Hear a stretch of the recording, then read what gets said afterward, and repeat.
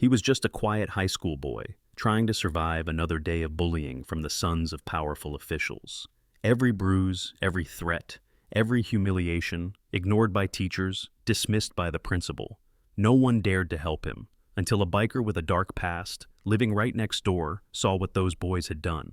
In that moment, the biker made a decision that would turn the entire school upside down, and teach the bullies a lesson they would never forget. The town was a small place in Colorado, surrounded by tall mountains and long, empty roads. The weather was cold even though spring was supposed to be close. The wind blew hard every morning and felt sharp on the skin. The sky was gray, and most people kept their jackets zipped up tight as they walked outside. Every weekday, students gathered at Ridgeview High School, a large brick building with long hallways and a crowded parking lot. Cars and school buses came from every direction. Teenagers got out, talking, laughing, or rushing to get inside before the first bell. Among them was Evan Parker, a 15-year-old sophomore. Evan had dark brown hair that never stayed neat, gray eyes that often looked worried, and a thin body that made his clothes hang loosely on him. He usually kept his head down when he walked. His backpack was old, with worn straps and a small pin of a comic book hero on the front. Inside it, he kept a sketchbook he cared about more than anything else. As Evan crossed the parking lot, he kept his hands deep inside his jacket pockets to keep them warm. He walked quickly but carefully. He did not want to draw attention to himself. Ridgeview High was a normal school for most students, but for Evan, it was a place he feared. He had learned that the safest way to move through the building was to stay quiet, keep his eyes down, and avoid anyone who might notice him. When he pushed open the front doors, warm air filled his face. Inside, the hallway was busy. Lockers slammed, students talked loudly, and teachers moved between classrooms carrying papers. Posters for dances, clubs, and sports teams covered the walls. Evan went straight to his locker, number 214, located near a corner where teachers rarely passed by. It was one of the worst spots in the school not allowed to have a locker, but he didn't have a choice. He spun the combination lock with cold fingers and pulled the door open. Before he could take out his book, someone hit the locker door from behind, slamming it shut. The sound made several students look over. Evan already knew who it was. "Morning, Parker." The voice belonged to Connor Hayes, a 16-year-old junior. Connor was tall, strong, and confident. He had expensive clothes, styled hair, and the relaxed attitude of someone who knew nothing bad could happen to him. His father was an important local official, and everyone at school knew it. Behind Connor stood Blake Morrison, heavy-set and muscular with a buzz cut. His father worked in the police department, and Blake often acted like rules didn't apply to him. On Connor's other side was Mason Reed, skinny with messy hair and a nervous smile. Mason rarely started trouble but always followed Connor's lead. All three of them were known around school. Most students avoided them. Evan wished he could avoid them too. "You're blocking the hallway," Connor said, even though there was plenty of space to walk around. I was just getting my books," Evan answered quietly. Blake smacked the locker door with his palm. "Relax, we're just talking." Mason laughed. "Look at him, he's shaking." Evan kept his eyes on the floor. He knew that arguing would only make things worse. "So," Connor said as he reached for Evan's backpack strap, "still drawing your hero comics?" Evan didn't answer. He felt his stomach twist when Connor reached into his open locker and pulled out the sketchbook. "Hey," Evan started, but he immediately regretted raising his voice. Connor flipped through this piece, showing the drawings to Blake and Mason. Blake smirked. "What is this? Some kind of sad cartoon?" Mason grinned. "You should send this to the art teacher. Maybe she'll pity you." At that moment, Ms. Harris, one of the English teachers, walked by. She was in her early 30s, with glass and red hair tied back. She noticed the boys, but did not stop. "Boys, get to class," she said. She did not ask what was happening or why Connor had Evan's sketchbook. She simply continued walking. Connor closed the book and shoved it back into the locker. "See you later, Parker." The three boys walked away. Evan waited until they were out of sight before touching the sketchbook. There was a small dent on the cover, but the pages were safe. He breathed slowly, trying to calm himself. The rest of the day was difficult. In math class, he struggled to listen. In biology, a folded note landed on his desk. He opened it. "Loser," written in large letters, along with a drawing of someone being hung by their backpack strap in a locker. He crumpled the note quietly and kept his eyes on his textbook. By lunchtime, Evan felt exhausted. He carried his tray to an empty table in the back of the cafeteria. The room was crowded and noisy. Groups of students sat together, and everyone seemed to belong somewhere, except him. He had just taken a bite of pizza when a familiar shadow appeared. "Careful, Parker," Blake said. "Floor is slippery today." Blake bumped at the corner of the table. The milk carton fell off and exploded on the floor, splashing across Evan's shoes. "Oops," Blake said casually. Several nearby students laughed. Evan stared at his wet shoes and said softly, "I'll clean it up." Blake leaned in close. "Good. Make sure you remember your place." When Blake walked off, a tired custodian came over to mop the milk. He didn't say much, but he gave Evan a small, sympathetic look before walking away. It was the only kindness Evan felt all day. After the final bell rang, Evan packed his bag slowly. Every muscle in his body felt tight from stress. He walked outside into the cold wind. The sky was turning darker, and students hurried to their cars. Evan paused at the top of the school steps. From the outside, Ridgeview High looked like any other school, but for him, it was a place filled with fear he could not escape. He walked home with his shoulders hunched, holding tightly to his backpack. He didn't look back. There was no comfort in looking back. He only thought about tomorrow, and how likely it was to be the same, or worse. The houses in Evan's neighborhood were small and close together. Most were older mobile homes with metal siding that rattled on windy days. The streets were narrow, with patches of cracked pavement and mailboxes leaning slightly from years of weather. People here worked long hours and kept to themselves. It wasn't a dangerous neighborhood, but it wasn't an easy one either. Evan walked down the street, stepping over a patch of ice that hadn't melted even though the sun had come out. His backpack felt heavier than usual. His shoes were still damp from the spilled milk at lunch. He was cold, tired, and hoping his mother wouldn't notice anything was wrong. She worked 2 jobs and already worried too much. When he turned the corner onto his street, he saw his neighbor sitting outside his garage as usual. Jack Mercer was a man you noticed even if you didn't want to. He was in his late 40s with broad shoulders, thick arms, and a weathered face that made him look older than he probably was. His beard was dark with gray mixed in, trimmed short but still rough. Tattoos covered both of his arms and disappeared under his shirt sleeves. He usually wore a black leather vest, jeans, and heavy boots, no matter the temperature. Jack had a calm, steady way about him. People in the neighborhood respected him, though many didn't know much about his past. Some said he used to ride with a motorcycle club. Some said he'd been in trouble years ago, but everyone agreed on one thing. Jack never bothered anyone unless they bothered someone first. And he always said hello to Evan. Jack was wiping down his motorcycle when he looked up and saw Evan walking slowly toward home. The bike was a large black Harley with chrome handlebars and a deep engine rumble that could be heard from the next block. Jack kept it clean like it was something important to him. He lifted his chin slightly. "Hey, kid," he called out. "You're home late today." Evan hesitated, then forced a small smile. "Yeah, had some stuff to do." Jack watched him for a moment longer. His eyes were sharp, the kind that noticed details. "You look tired," he said. "Long day?" "Sort of." Evan adjusted his backpack strap. He hoped the milk stain on his hoodie wasn't visible. Jack leaned his rag against the bike seat. "You eat anything since school started? You look like you skipped lunch." Evan froze. For a second, he didn't know what to say.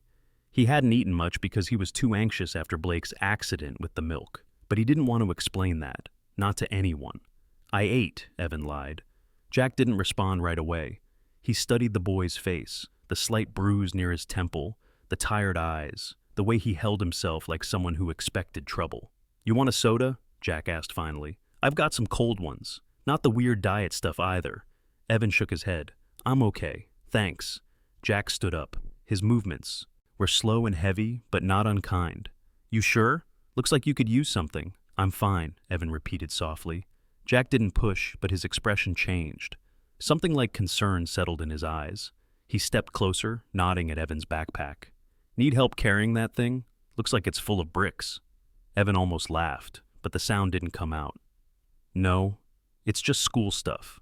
Jack nodded again, but didn't move away. Instead, he crossed his arms. "Listen, Evan, you know you can talk to me or your mom if something's going on at school, right?" Evan's stomach tightened. "Nothing's going on." Jack raised an eyebrow. "You're a terrible liar." Evan looked down at the ground. He wanted to walk away. He wanted to go into his house and close the door behind him. But he also knew Jack wasn't trying to embarrass him. Jack had always treated him well, never made fun of him, never asked for anything. "You don't have to tell me," Jack said gently. "Just know I'm here. I don't like seeing you walk home looking like the world stepped on you."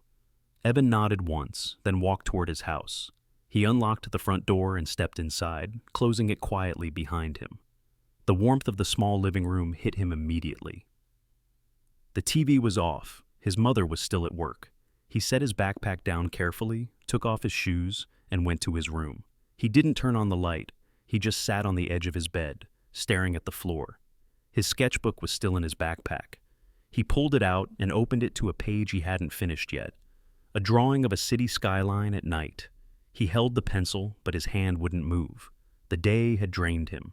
After a few minutes, he closed the book and set it aside. Then he lay down on the bed and pulled the blanket over his head. For a while, he just lay there, breathing slowly and trying not to think about tomorrow.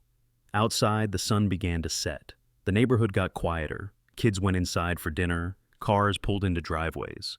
And across the street, Jack Mercer stood in his driveway, staring at the direction Evan had walked. He didn't like the look on the boy's face. He didn't like the bruise that hadn't been there last week. He didn't like the quiet way Evan answered questions he shouldn't have had to avoid. Jack had lived a long time, long enough to know the signs of someone who was dealing with something alone. He walked back into his garage, turned off the lights, and shut the door. But as he locked it, he told himself one thing. If something was happening to that kid, he would find out. And once he did, he wasn't the type to sit and watch. The next morning was colder than the day before. Frost covered the edges of mailboxes and sparkled on top of cars parked along the street.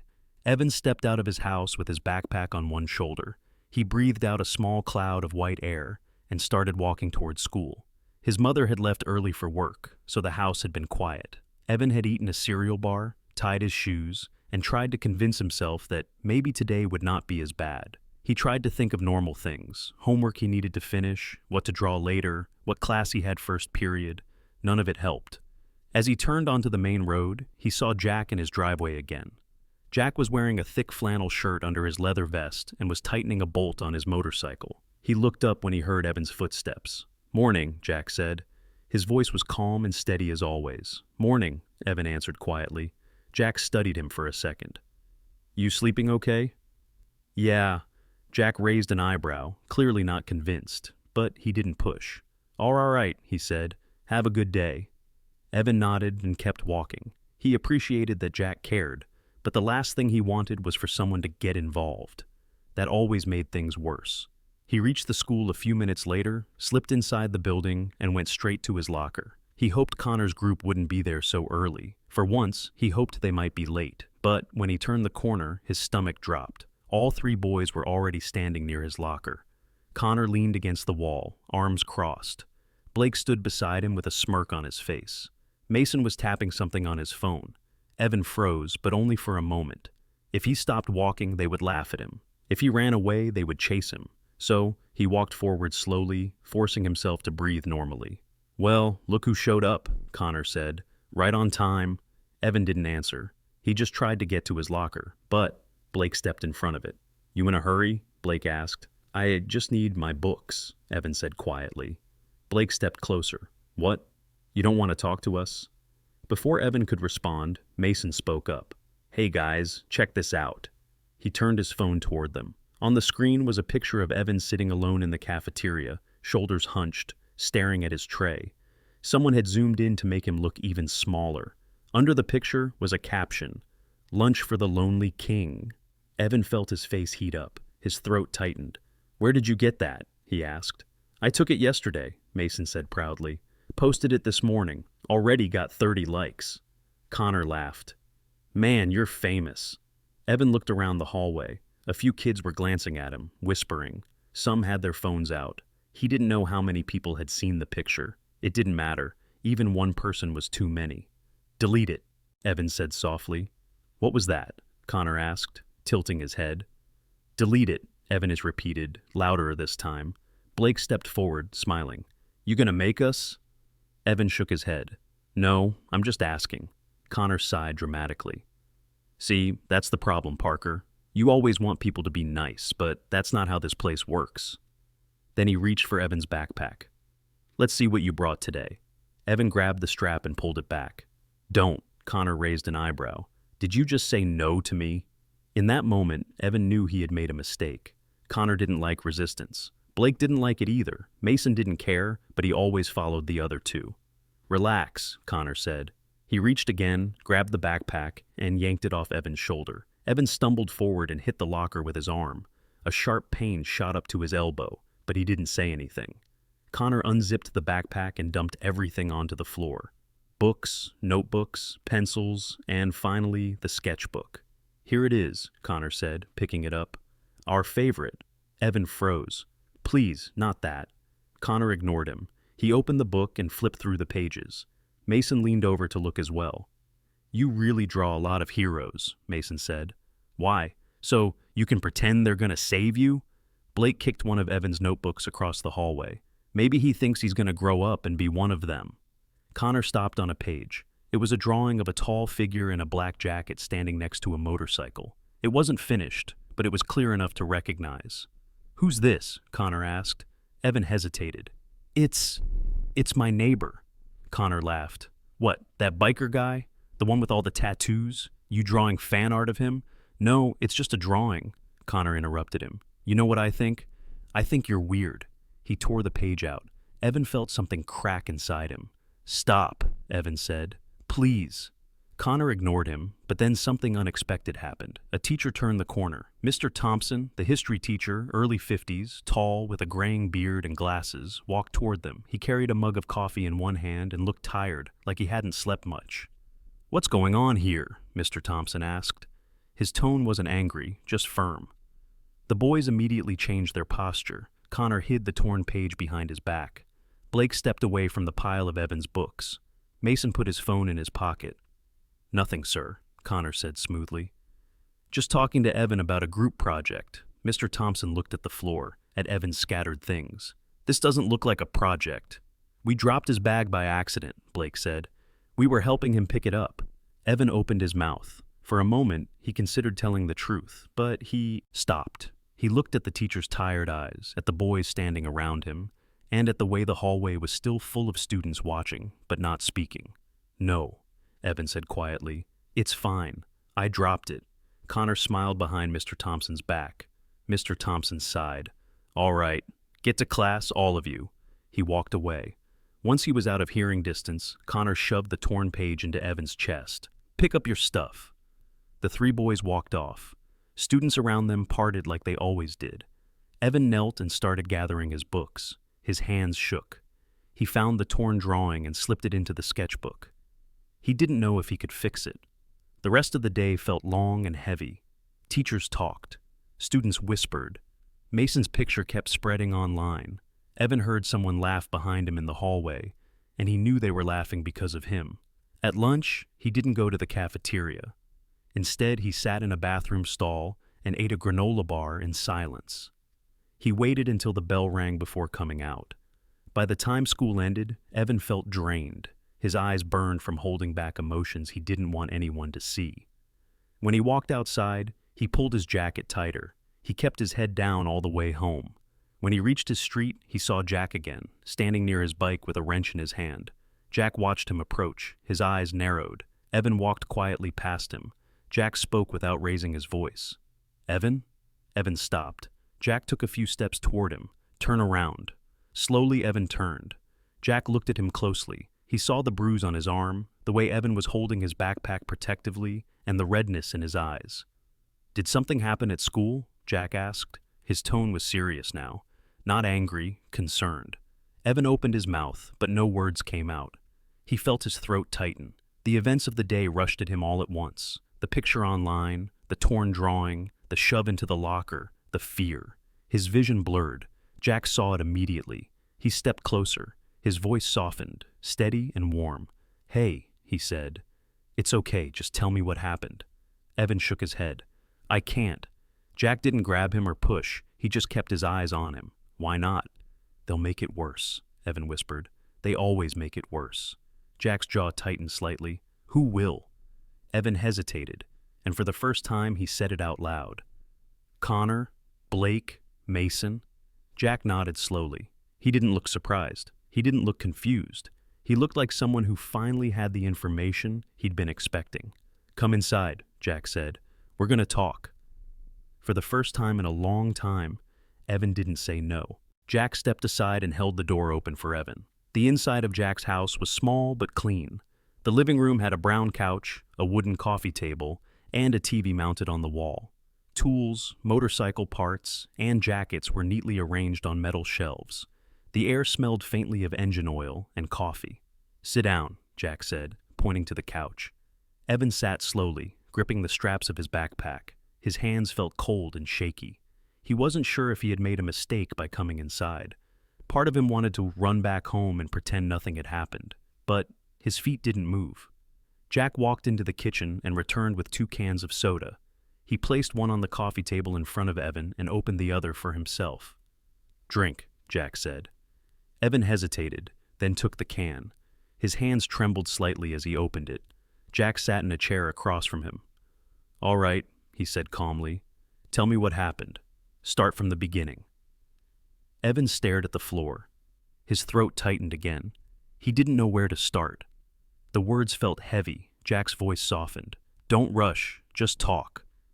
It took a few seconds, but eventually Evan spoke. "They posted a picture of me online today," he said quietly, "in the cafeteria. They made fun of me." Jack nodded. "All right, what else?" "They took my backpack," Evan continued. "Dumped everything on the floor. They tore one of my drawings." Jack's jaw tightened, but he stayed quiet, letting Evan talk. "They do stuff like that all the time," Evan said. "Almost every day. Sometimes they shove me, sometimes they take my things. They laugh at me in front of everyone." Jack leaned forward. "How long has this been happening?" "Since the beginning of the school year," Evan whispered. "It got worse the last few months." Jack let out a slow breath. "Why didn't you tell anyone?" Evan shrugged slightly. I tried once. A teacher saw something, but she acted like it wasn't a big deal. And the principal, she listens to their parents. Their families are important in town. No one wants to make them angry." Jack looked at him carefully. "So, you think telling an adult will make things worse?" Evan nodded. "It always does." Jack leaned back in his chair. His eyes were focused, thinking. He wasn't the type to panic. He wasn't the type to get loud for no reason. Instead, he studied the problem the way he might study a broken engine, slow, steady, and with intention. "Show me," Jack said. Evan blinked. "Show you what?" "Your arm," Jack said. "You hit the locker pretty hard today, and I saw you holding it."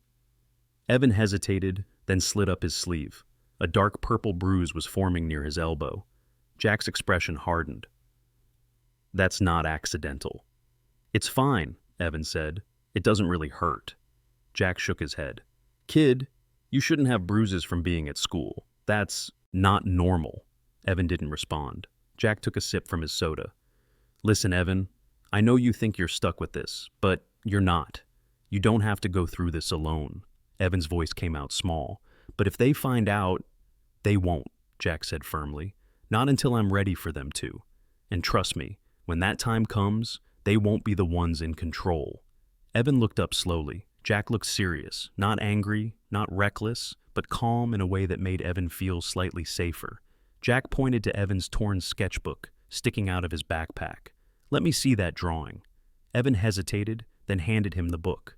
Jack gently opened it to the torn page. The paper was ripped at the edge, the drawing incomplete. "This him?" Jack asked, pointing to the tall figure next to the motorcycle. Evan nodded. "It's supposed to be you. I didn't finish it yet."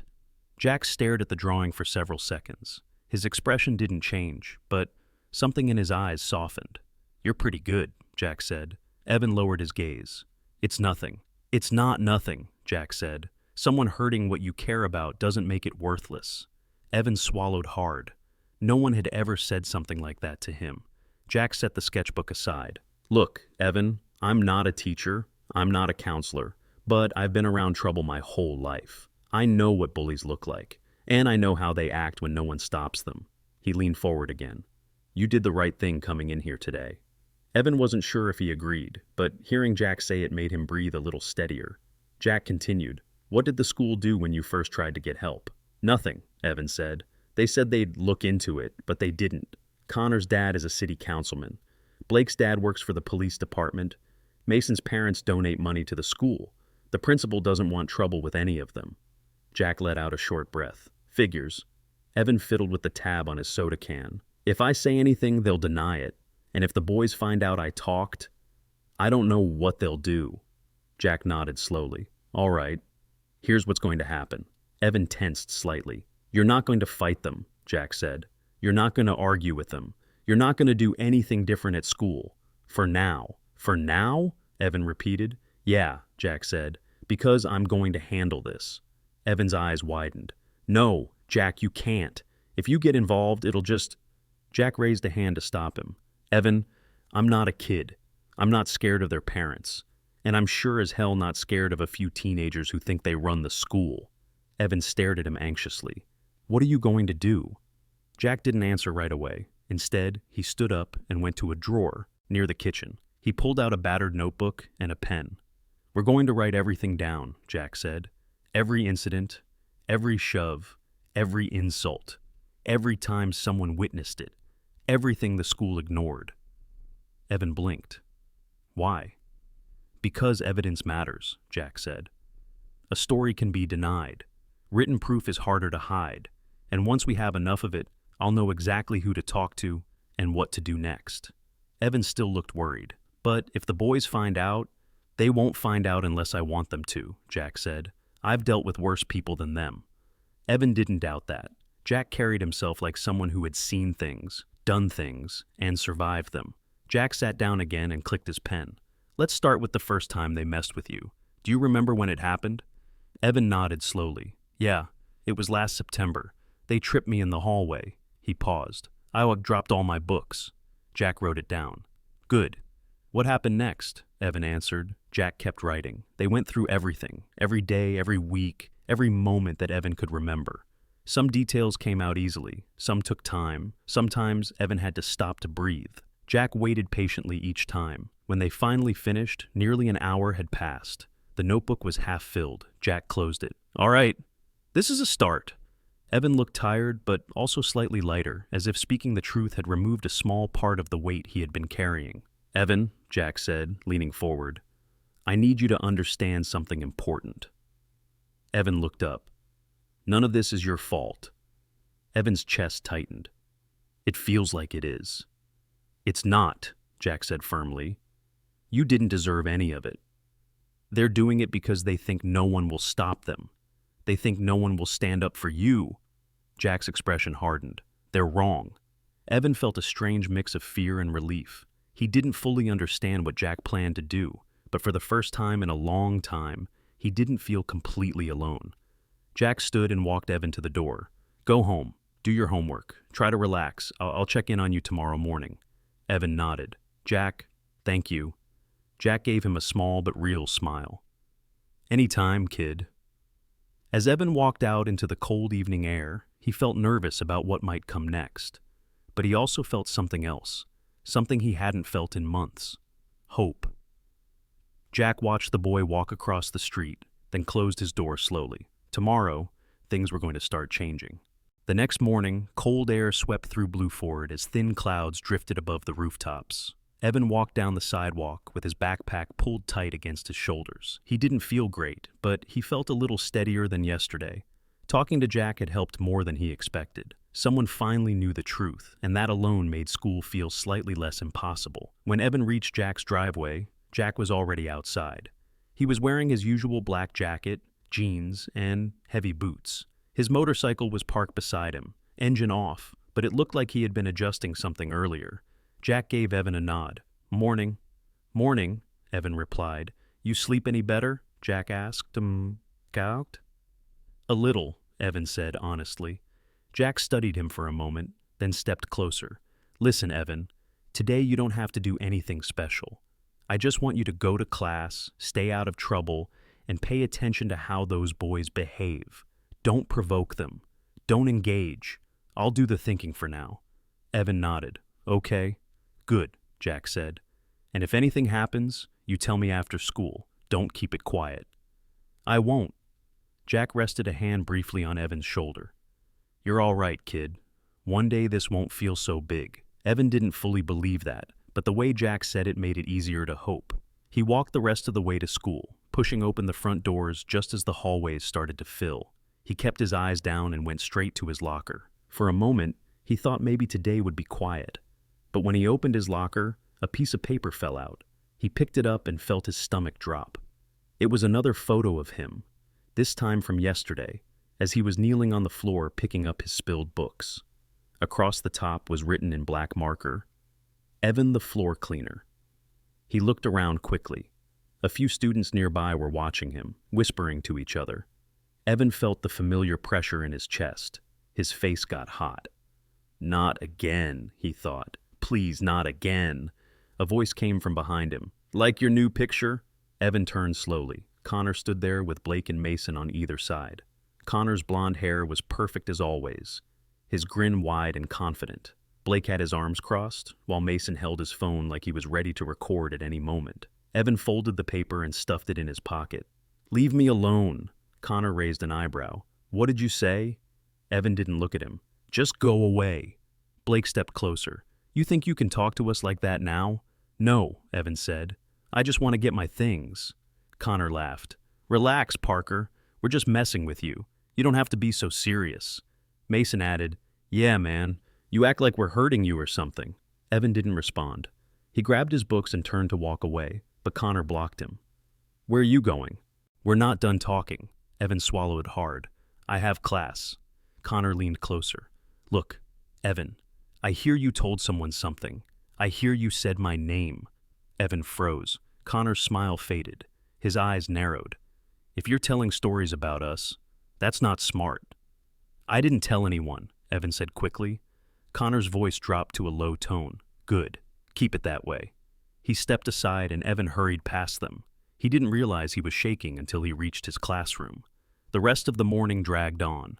Evan tried to listen in math, but the words on the board blurred together. In English class, he kept replaying Connor's voice in his head. "I hear you told someone something." How did Connor know anything? Did someone see him walking into Jack's house? Did Mason check social media, or were they just testing him? By lunchtime, Evan barely had an appetite. He went to the cafeteria but chose a table in the corner, far away from everyone else. But peace didn't last long. A girl named Ava, short brown hair, glasses, quiet, walked by and placed a folded paper on his table before leaving quickly. Evan frowned and opened it. Inside was a handwritten note. "I'm sorry about what they did. Some of us see it. We just don't know what to do." Evan stared at the note for a long moment. For the first time all day, he felt something other than fear. Someone had noticed. Someone cared. Someone else knew this wasn't fair. He folded the note and slipped it into his binder. But as he stood to throw away his lunch trash, he bumped into someone. The tray slipped. Food fell to the floor. Connor stood in front of him. "Well, look at that," Connor said loudly. "You made a mess again." Kids nearby looked over. "It was an accident," Evan said quietly. "Of course it was," Connor said. "Here, let me help." Connor crouched down, pretending to pick up the tray, then shoved it harder into the floor, making the mess worse. Blake laughed. Mason raised his phone like he was recording. Evan could feel people staring. His face went hot again. His eyes burned. He didn't say anything. He didn't move. He didn't want to give them anything else to use against him. Connor stood up.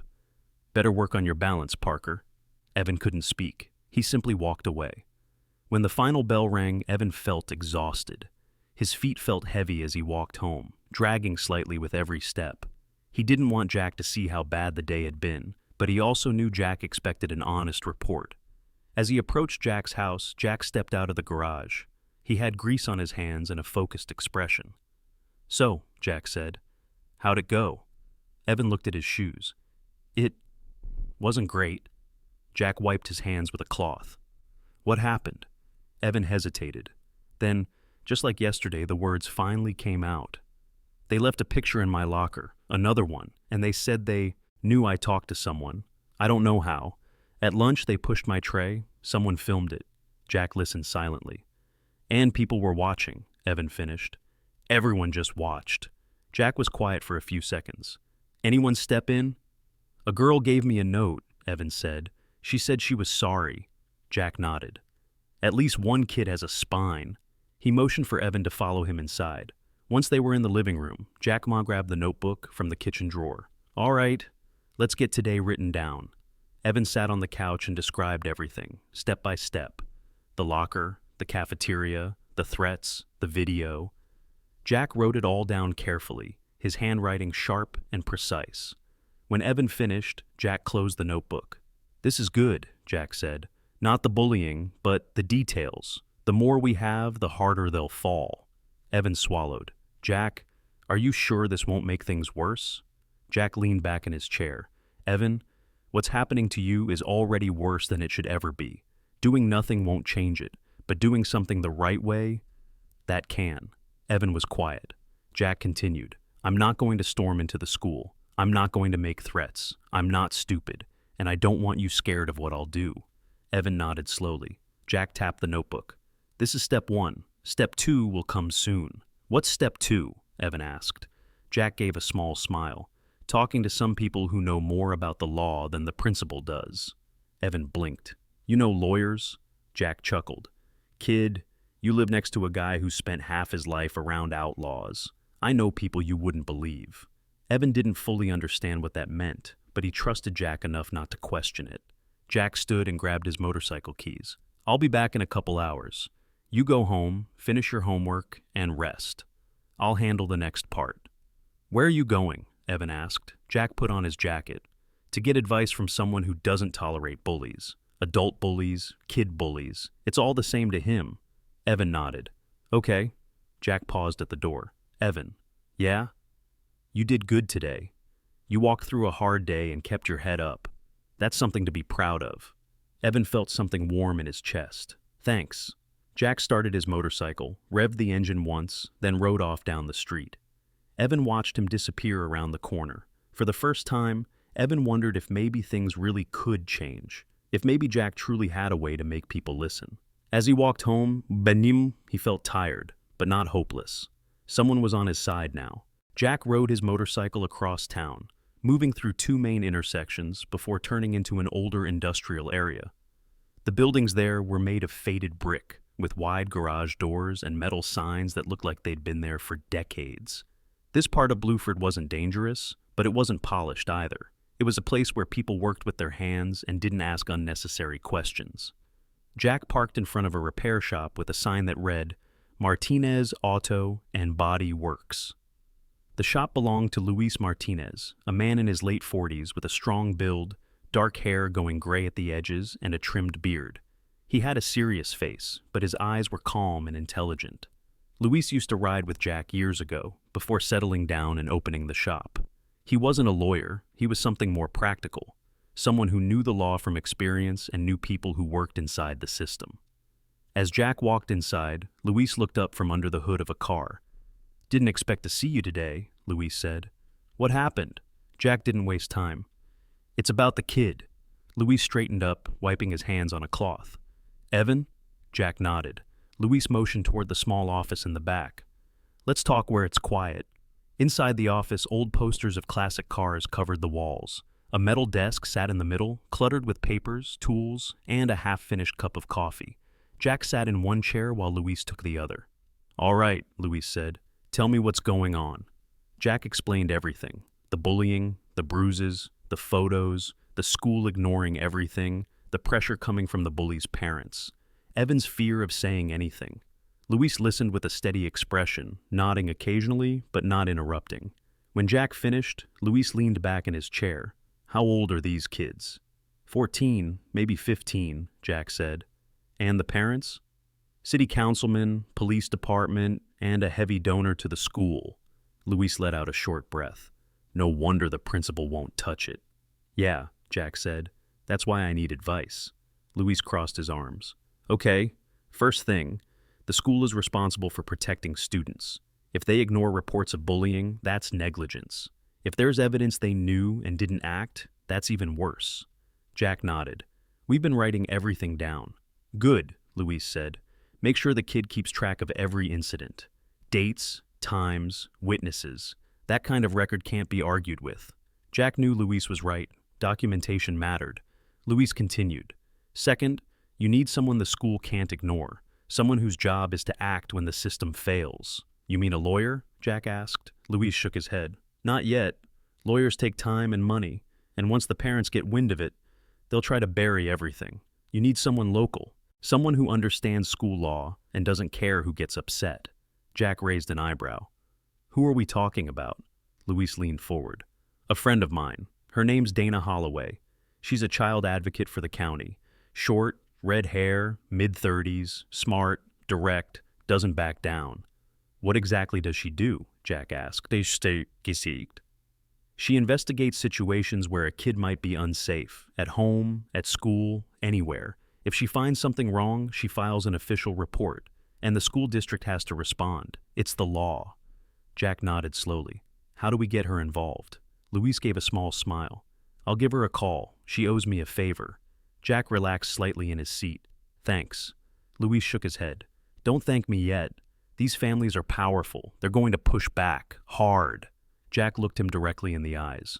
I don't care who they are. A kid's getting hurt. I'm not letting it slide. Luis didn't argue. He had known Jack a long time. Once Jack decided something, he didn't back down. Luis grabbed his phone and stepped out of the room.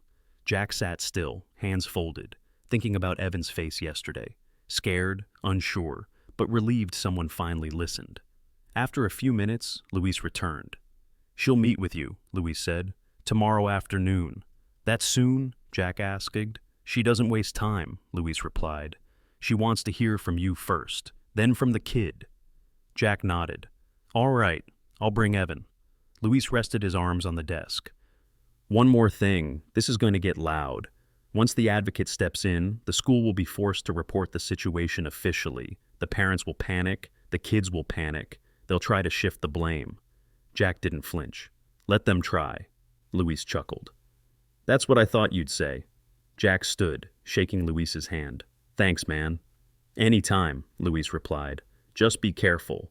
The law is on your side, but politics can get messy. Messy doesn't bother me, Jack said. And with that, he walked back toward his motorcycle. Meanwhile, across town, Evan was at home sitting at the dining table. His mother, Sarah Parker, a woman in her late 30s with light brown hair and tired eyes, stirred a pot on the stove. She wore scrubs from the local medical clinic where she worked long hours. You're quiet tonight, Sarah said without turning around. Everything okay at school? Evan paused. He could lie. He had done it many times. Saying, I'm fine, was easier than explaining anything.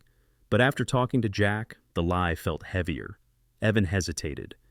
It was the same as usual. Sarah looked over her shoulder. You sure? You look stressed. Evan forced a smile. Just homework. Sarah nodded, though she didn't fully believe him. All right, dinner's almost ready. Evan stared at his hands. He wondered how long he could hide. The truth from his mother. He didn't want her to worry. She was already dealing with long shifts, bills, and everything else. Adding this would make things harder. Before he could think more, there was a knock on the front door. Sarah frowned. Who could that be? She wiped her hands and walked over. When she opened the door, Jack stood outside. Evening, Jack said. Sarah blinked in surprise. Jack? Is something wrong? No, Jack said calmly. Just wanted to check on the kid. Sarah stepped aside. Come in. Jack walked into the living room. Evan looked up immediately. Hey, Jack said. Got a minute? Evan nodded. Sarah folded her arms. Is something going on? Jack looked at her carefully. He never liked interfering with parents, but this situation wasn't typical, and Sarah deserved to know something, though maybe not everything yet. Evan and I have been talking about some trouble at school, Jack said truthfully but simply. Sarah's eyes widened. Trouble? Nothing dangerous, Jack added quickly, but something that needs attention. Sarah looked at Evan. Why didn't you tell me? Evan lowered his gaze. I didn't want you to worry. Sarah walked over to him and placed a hand on his shoulder. Honey, I always want to know when something's wrong. You don't have to hide it. Jack watched the exchange quietly. He didn't want to take over the conversation, but he also knew Evan needed a buffer. Sarah, Jack said, don't worry. I'm helping him sort things out. We're taking steps. What kind of steps? She asked. Jack replied honestly, I'm getting someone involved who can make the school listen. Sarah stared at him for a long moment. She knew Jack had a past, but she also knew he cared. and Evan trusted him more than he trusted most adults. "Okay," she said softly. "If Evan trusts you, then I'll trust you too. Just please keep me updated." "I will," Jack said. "Tomorrow afternoon, I want to bring Evan to meet someone who can help." Sarah nodded slowly. "All right." Jack looked at Evan. "You okay with that?" Evan swallowed and nodded. "Yes." "Good," Jack said. "I'll be here at 3. He gave a small nod to Sarah and left. The next day at school, the atmosphere felt different. Evan didn't know why. Maybe it was because he knew what was coming. Maybe it was because he wasn't carrying the secret alone. Connor seemed tense too. He watched Evan more closely than usual, as if trying to figure out if Evan had really told someone. During science class, Mason whispered something to Connor. Connor's expression tightened. Evan didn't know what they were saying, but he felt pressure building. By the final bell, Evan's stomach was in knots. He walked home quickly. Jack was already waiting outside, leaning against his motorcycle. "You ready?" Jack asked. Evan took a breath and nodded. Jack handed him a helmet. "Good, let's go." As they rode across town, Evan felt nervous, more nervous than he had expected. But Jack's steady presence in front of him helped. They reached Martinez Auto and Body Works. Evan followed Jack inside, where Luis greeted them briefly before leading them to a small conference room in the back. A woman stood waiting. She wore a neat blazer, had short red hair, and carried a folder under one arm. Her expression was focused but kind. She looked like someone who didn't waste time. "You must be Evan," she said. "I'm Dana Holloway. I work for the county, helping make sure schools treat students properly." Evan shook her hand timidly. "Hi." Dana nodded to Jack and Luis. "All right, let's get started." She sat at the table and opened her folder. "Evan, I want you to tell me everything. I'm here to help you, and nothing you say will get you in trouble." Evan looked at Jack, who gave a small nod, and for the second time in 2 days, Evan told his story. But this time, every word was being written into an official report. When Evan finished, Dana closed her folder firmly. "This is enough," she said. "This is more than enough." Jack raised an eyebrow. "What happens next?" Dana stood. "Tomorrow, I'm going to the school." Luis crossed his arms. "They'll try to hide." Dana gave a confident half-smile. "They can try, but legally, they have to cooperate with me." Evan felt his heart pound. "What will you tell them?" "The truth," Dana said simply, "and they will have no choice but to act." Jack placed a reassuring hand on Evan's shoulder. "See, kid? Step 2. Evan didn't know what tomorrow would bring, but for the first time in a very long time, he wasn't scared of it. The next morning was unusually quiet at Blueford High School. The wind was mild, the sky was clear, and the temperature sat somewhere between cold and comfortable. Students walked through the front entrance carrying backpacks, talking with friends, or scrolling through their phones. But the atmosphere inside the office was different. At 8:05 a.m., Dana Holloway walked through the front doors with a county badge clipped to her blazer. She carried a structured black folder under one arm and walked with a direct, confident pace. She wasn't here as a guest. She was here on duty. Students watched her pass but didn't think much of it.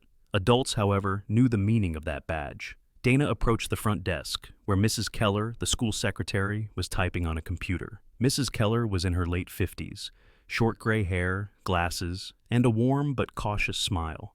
"Good morning," Mrs. Keller said. "Can I help you?" "Yes," Dana said, placing her badge on the counter. "I'm here to speak with Principal Laird. It's regarding a student safety investigation." Mrs. Keller's smile faded instantly. "Of course. One moment." She stood and hurried down the hallway to the principal's office. Less than a minute later, Principal Andrea Laird appeared. She was in her 40s, neatly dressed, and carried an expression that usually projected control and authority. But seeing Dana caused her posture to stiffen slightly. "Ms. Holloway," Principal Laird said, "I wasn't expecting a visit." "That's the point," Dana responded professionally. "We need to talk." Principal Laird stepped aside. "Come into my office." Inside the office, everything was neatly organized. Framed certificates, stacks of binders, and a painting of the Blueford Town Square. Dana sat down across from the principal, opened her folder, and removed the report Evan had helped her create the previous day. "Principal Laird," Dana began, "I'm conducting an investigation into repeated bullying incidents targeting a student named Evan Parker." The county received information suggesting that the school has not followed required protocols. Principal Laird's eyes narrowed. With all due respect, Ms. Holloway, that's a serious claim, and I have not received any official reports regarding bullying toward that student. Dana tapped the top page of her folder. This document indicates otherwise. Principal Laird hesitated. May I ask who submitted this information? No, Dana said simply, but I can confirm that the student has described incidents dating back several months. There are allegations of physical aggression, harassment, online humiliation, and faculty negligence.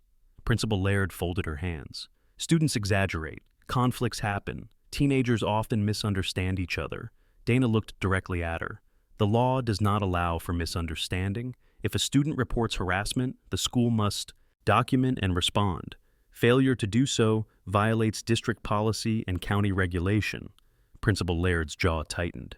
And you believe we failed? Dana didn't pause. Based on the student's account and supporting evidence, yes. There was a long silence. Principal Laird finally exhaled. All right, tell me what you want to know. I want to start with your documentation, Dana said. Any reports filed about Evan Parker? We don't have any, the principal said. That is the problem, Dana replied. Meanwhile, Evan was sitting in first period math class. He tried to focus on the equation on the board, but his stomach churned with nerves. He knew Dana was going to the school today, but he didn't know what time. He didn't know if Connor's group suspected anything. He glanced down at the folded letter from Ava in his pocket. He kept it with him because it reminded him he wasn't invisible. Across the classroom, Mason kept glancing at his phone. Connor watched Evan from the back of the room. Blake tapped his pencil impatiently. Evan didn't like the way they were acting. He tried to keep his breathing steady. Jack said not to worry. Jack said he had a plan, but school didn't feel safe yet. Back in the office, Dana continued questioning Principal Laird. What is your escalation protocol for bullying reports? Dana asked. We follow district guidelines, the principal replied. We encourage mediation between students and notify parents when necessary. Did you notify Evan Parker's parent? Dana asked. No. Did you call him into your office for a discussion? No. Did you question the students accused of bullying him? No. And why not? Dana asked. Principal Laird hesitated. Because no formal report was filed. Dana leaned forward. Students often tell teachers instead of filing reports. That counts. So, let me ask again. Were you or your staff made aware of issues between Evan Parker and the other boys? Principal Laird shifted in her chair. There may have been comments made by teachers. Which teachers? I'd have to check. Dana wrote something in her folder. I will need the names by the end of today. Principal Laird frowned. You're asking a lot for something that might be a misunderstanding. No, Dana said firmly. I'm asking what the law requires. A child is getting hurt. We're not overlooking it. At 10:20 a.m., Dana requested individual meetings with faculty members. Mrs. Keller escorted in the first one. Mr. Thompson, the history teacher who saw Evan's books scattered on the floor the day before. Mr. Thompson looked nervous. He sat down, cleared his throat, and adjusted his glasses. Dana began, Mr. Thompson, did you witness an incident yesterday involving Evan Parker and 3 students? Mr. Thompson paused. I saw him on the ground picking up his things. The boys were nearby. Did you see how his belongings ended up on the ground? No, he answered honestly. Did you suspect bullying? Mr. Thompson hesitated. Yes. Did you report it? No, he admitted. I told them to go to class. Why didn't you report it? Dana asked. Mr. Thompson looked deeply uncomfortable. Those boys, their families have influence. Complaints against them often disappear, and teachers who push too hard sometimes get pressure. Pressure from who? Dana asked. Mr. Thompson didn't answer. Dana wrote another note. Thank you for your honesty. I will be following up. As the teacher left, Dana exchanged a look with Principal Laird, who looked even more tense now. By lunch period, whispered rumors were spreading. Students didn't know details, but they knew someone from the county was at the school, and students were very good at guessing when adults were nervous. Connor's group met near their usual table. What do you think is going on? Mason asked, lowering his voice. Connor shook his head. I don't know, but the office is acting weird, and the secretary called my mom this morning. Blake frowned. About what? Some kind of meeting later, Connor said. She wouldn't tell me. Mason swallowed. You think it's about him? Connor glared at him. If you say his name, I swear. Mason nodded quickly. Okay, sorry. Blake leaned forward. Did we go too far? Connor's eyes hardened.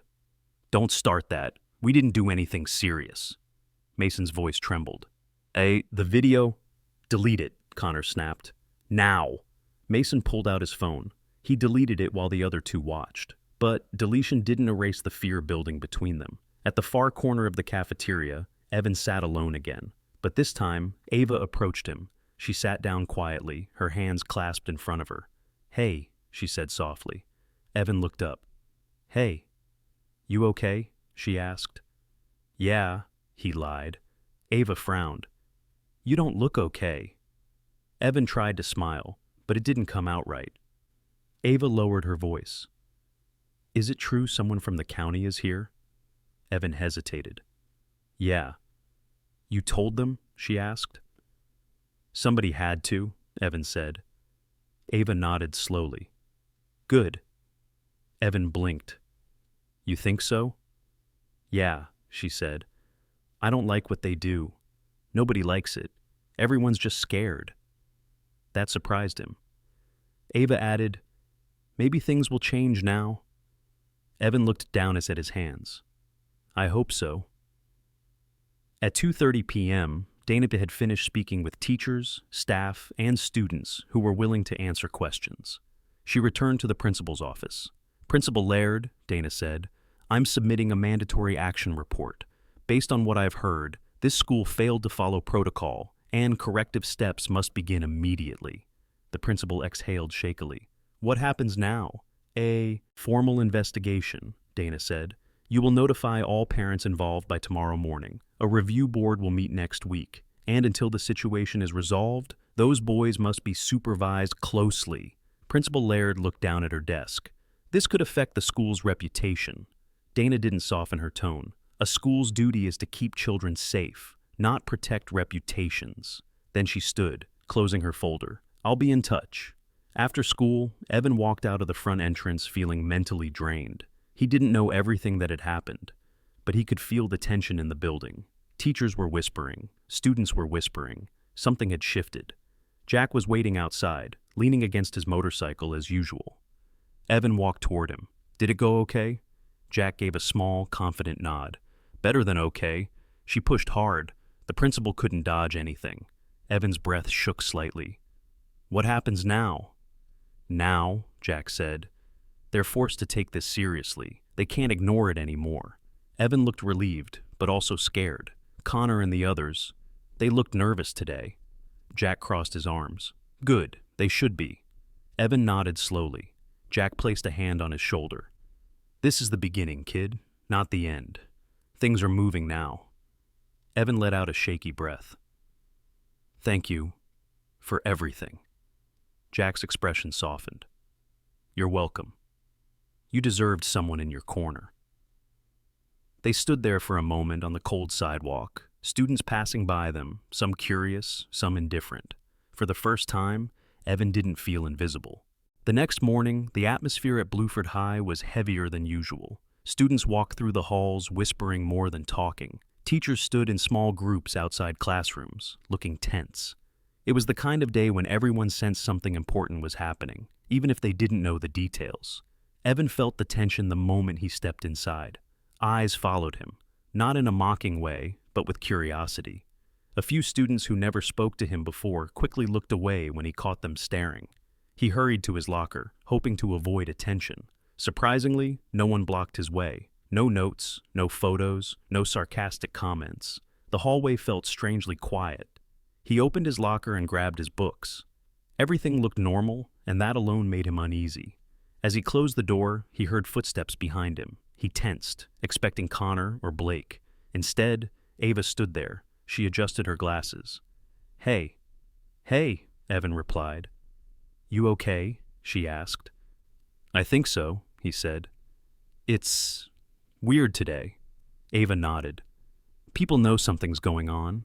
They don't know what, but they know it's big. Evan swallowed. Do you think they know it's about me? Some of them, she said honestly, but most people don't seem angry, just surprised. Evan didn't know how to respond.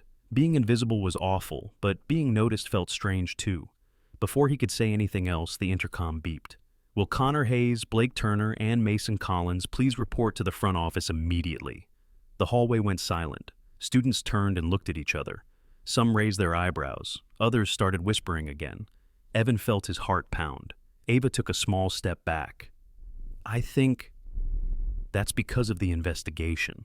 Evan nodded, but didn't speak. In the office, Principal Laird waited with tight posture. She looked more stressed than she had the day before. Dana Holloway wasn't here today, but her presence was still felt in every corner of the building. Connor, Blake, and Mason entered the office slowly. They looked confused and uncomfortable. Connor tried to hide it, but his jaw clenched tightly, something he usually did only when he felt out of control. Sit down, Principal Laird said. The boys sat in the 3 chairs in front of her desk. I'm sure you're wondering why you were called here, she began. Connor spoke first. My mom told me someone filed a complaint, but we didn't do anything. Principal Laird raised a hand. I will speak, and you will listen. All 3 boys fell quiet. She continued. A representative from the county was here yesterday. She has documented multiple allegations of bullying, harassment, and inappropriate behavior involving the 3 of you. Blake swallowed. Mason shifted nervously in his seat. Connor kept his stare forward, but a hint of uncertainty appeared in his eyes. These allegations are serious, Principal Laird said. There will be a full review by the district. Until then, you are not permitted to have any contact with the student involved. Connor leaned forward. Who's accusing us? Is it... You are not to approach him, the principal said sharply. Not in the hallways, not at lunch, not online, not anywhere. Mason raised his hand slightly. What about class? We have classes together. You will be moved to different sections effective immediately, Principal Laird said. The boys exchanged panicked glances. Connor's voice grew louder. You can't do this. My dad... Your father has already been notified, Principal Laird interrupted. He has also been informed that this investigation is mandatory under county law. Connor opened his mouth to argue, but closed it again when he saw the principal's expression.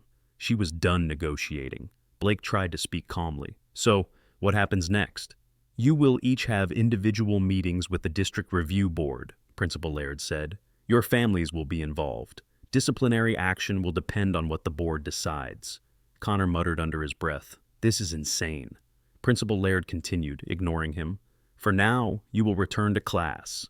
But remember, any violation of this temporary no-contact order will result in immediate suspension. She handed each boy a printed slip. Take this to your parents and have them sign it tonight. The boys stood. None of them looked confident anymore. As they stepped out of the office, students nearby watched carefully. Connor's glare swept the hallway like a knife, but Evan wasn't there to see it. Meanwhile, Evan sat in English class, tapping his pencil anxiously. He didn't know what was happening in the office.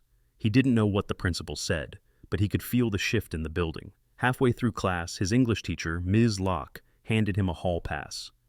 You're wanted in the counseling office, she said softly. Evan froze. Am I in trouble? No, she said. Just go ahead. He walked slowly through the hall until he reached the counseling office. Inside sat Mr. Hawkins, the school counselor, a man in his early 50s with dark skin, short gray hair, and a calm voice. He normally handled schedule changes and academic issues, not things like this. Hi, Evan, Mr. Hawkins said gently. Come sit. Evan sat down across from him, gripping the hall pass tightly. I just wanted to check on you, Mr. Hawkins said. I understand some things came to light yesterday. Evan's throat tightened. Am I in trouble? No, Mr. Hawkins said firmly. Not at all. You did the right thing by speaking up. Evan didn't know what to say. No adult besides Jack had ever told him that. Mr. Hawkins continued, I want you to know that you're safe here. The school is going to make changes. A lot of changes. Evan nodded slowly. If you feel overwhelmed or anxious at any time, come here, the counselor added.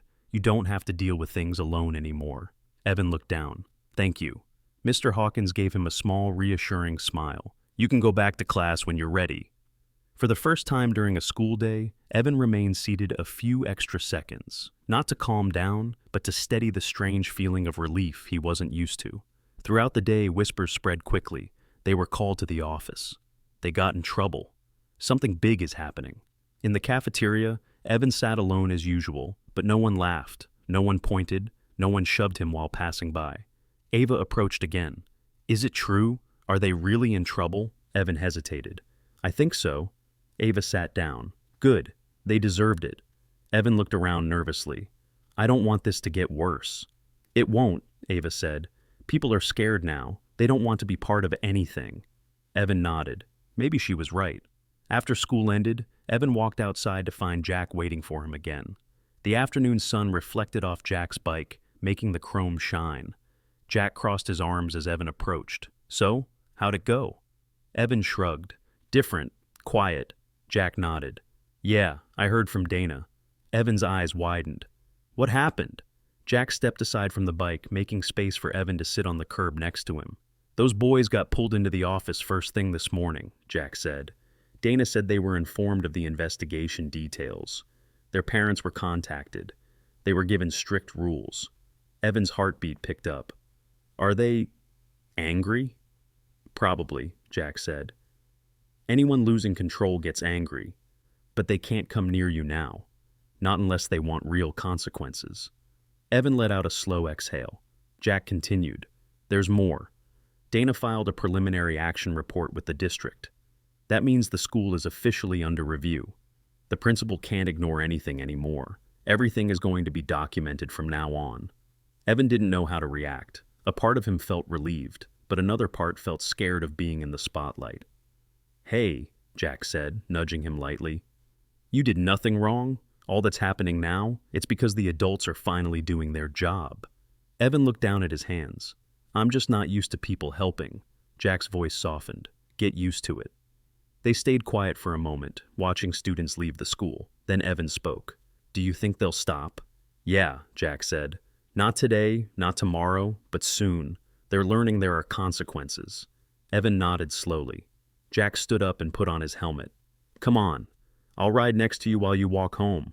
Evan smiled faintly. Okay. As they made their way down the sidewalk, Evan walking, Jack riding slow beside him, the school behind them seemed less intimidating. For the first time since the year started, Evan felt like the balance was shifting. Not in Connor's favor, not in the school's favor, but in his. In the weeks that followed, Blueford High felt different, calmer, quieter, and more controlled. The review board's investigation moved quickly, and the school administration made several changes almost immediately. Teachers received clearer instructions on how to report bullying. Hall monitors were assigned to the busiest parts of the building. Students were encouraged to speak up if something seemed wrong. But the biggest changes came from Connor, Blake, and Mason. Not all at once, not in a dramatic moment, but slowly, in ways people began to notice. The turning point for the boys, Connor was the first to change. After meeting with the district review board, his father, Councilman Hayes, did not yell at him or defend him. Instead, he made him sit at the kitchen table and listen, while he explained how serious everything was. This isn't small, his father told him. You embarrassed our family, you hurt another kid, you caused a legal investigation, you need to take responsibility. Connor had never seen his father look so disappointed. Not angry, disappointed. That expression stayed with him. Blake went through something similar. His mother, who worked long hours at the police department, told him she felt ashamed. She reminded him that their family believed in helping people, not hurting them. Mason's parents reacted differently. They didn't yell. They didn't punish him with chores or take away his phone. Instead, they sat him down and asked him a simple question. Why did you follow them? Mason didn't know how to answer. He didn't want to say that he felt safer being with the boys who controlled the school. He didn't want to admit he was scared of being a target himself. But that question stayed with him too. Evan's days start to improve. For Evan, life at school slowly became bearable. He still felt nervous sometimes, especially when walking past places where bad memories lingered, but no one bothered him. No photos appeared in his locker, no comments were whispered behind him. The hallways didn't feel like traps anymore. Ava continued to sit with him at lunch. She talked freely, not forcing him to talk, but making sure he didn't feel alone. They weren't close friends yet, but there was trust growing between them. Teachers who once ignored him began greeting him at the door. The counselor, Mr. Hawkins, checked in with him twice a week. Even Principal Laird seemed to treat him differently. She didn't smile at him, but she never avoided eye contact either. She was trying, slowly, awkwardly, to show she understood she'd made mistakes. but the biggest change came from the three boys who had caused him so much pain. The unexpected apology. One morning, about 3 weeks after the investigation began, Mr. Hawkins came to Evan's homeroom class. "Evan," he said softly, "can you step outside for a moment?" Evan's chest tightened. "Am I in trouble?" "No," Mr. Hawkins said. "Someone wants to speak with you. You're not required to talk. I'll be right beside you the whole time." Evan followed him into the hallway. Standing there were Connor, Blake, and Mason. They weren't smirking. They weren't mocking him. They looked nervous, really nervous. Blake kept his hands shoved into his pockets. Mason stared at the floor. Connor stood stiffly, like he was talking to a police officer.